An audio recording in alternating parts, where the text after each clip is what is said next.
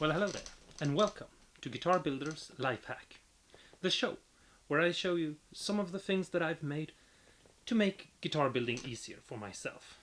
I hope you'll enjoy this show. Let me know in the comments below if you did, and if you think any of these things that I'm showing you are useful to you. Let's go and take a look. So, this one is one of those tools where I'm a bit hesitant on showing you, because I don't really want someone that is really inexperienced with working with power tools to mod a power tool. When it comes to making your own tools, it's all fun and game when it's just a piece of wood and metal and you're basically just making a little tiny thing to do a tiny little job. But when it comes to modding power tools, you can really hurt yourself. So please, if you don't know what you're doing, don't do it. You can really hurt yourself. And I'm serious. With that being said, this is what I have done to my angle grinder to make it into a wood carving tool. Now, I never used this angle grinder that I'm going to show you as anything else than a wood carving tool, because what I've done to it makes it basically unsafe to use for anything else. So if you're doing this, make sure you have two angle grinders. One that is your actual angle grinder that you're not modding or doing anything weird with, and then this angle grinder that you're using for guitar building or wood carving.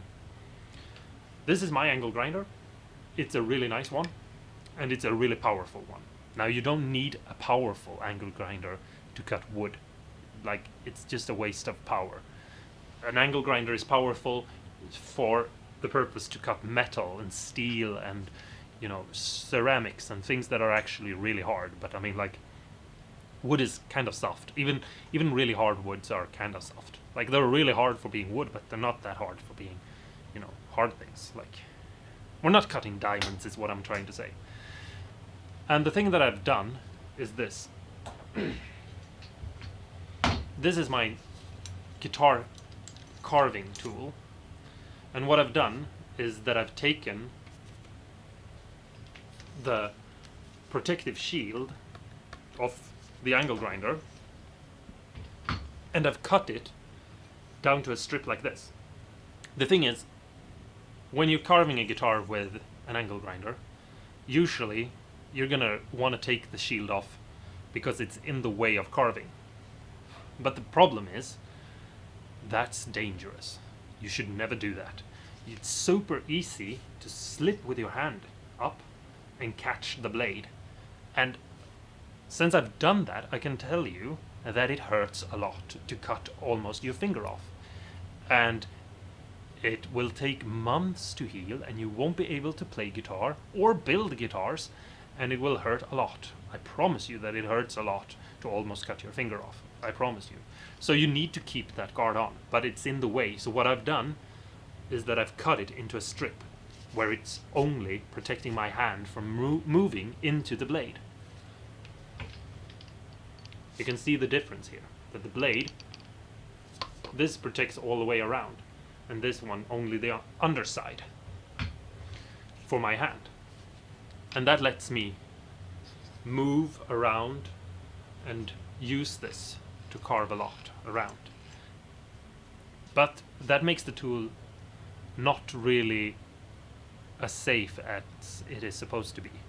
And that's why I have two of these. One that is weaker, because I don't need that much power, and also it's a cheaper tool to buy. You know, the other one cost maybe 100 or 1500 or something, and this one just cost maybe $40.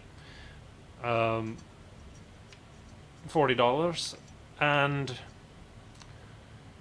but it's a weaker, it doesn't have as much horsepower, but you don't need that much for cutting wood. And that's what I'm using this for. I'm never using this to cut anything else. And maybe I'm being overly cautious here trying to explain these things to you, but I really don't want to hear about any of you guys doing this to your angle grinder and then hurting yourselves, because then I'll be pissed at you. promise you I will be. And the next thing that I've done is that I've switched out for a rasp. A lot of times you see people using angle grinders and they use sanding discs and they cut perfectly and awesome, and it's a really great way to start, but the problem is that you're getting too fine of a dust.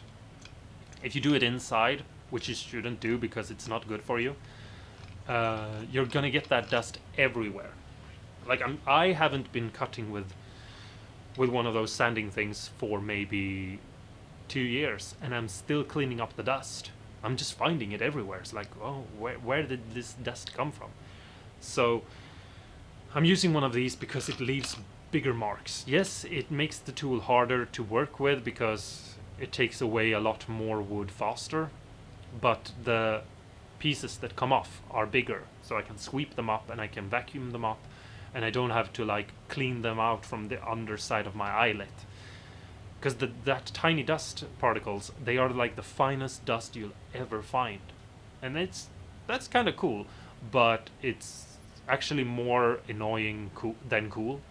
And also, like, if you wear a mask, it doesn't really matter what kind of mask you use, it will get through that shit. I mean, it's just like... So, this is just my recommendation. Carving guitars with this has made guitar building so much easier. Like, I can make a neck in 5 minutes now, and it's like almost perfect. Yeah, sure, I have to sand it afterwards because this one leaves a lot of marks, but like even like you always have to sand the neck anyway, but it doesn't matter. But carving a neck with this and then sanding it, make it smooth, takes maybe 10 minutes or 15 minutes, somewhere around there. But the actual just carving with this takes 5 minutes, or maybe even that. Like, I don't know. Maybe I'll time myself and get back to you on it when I actually know. If you want me to make a detailed video of how I actually carve a neck with one of these, that is a separate video, and it's like an actually like showing you how to move it and like what to think about and how to like operate this tool more in a more detailed video, leave a comment and tell me, because maybe that could be something to see. I don't know.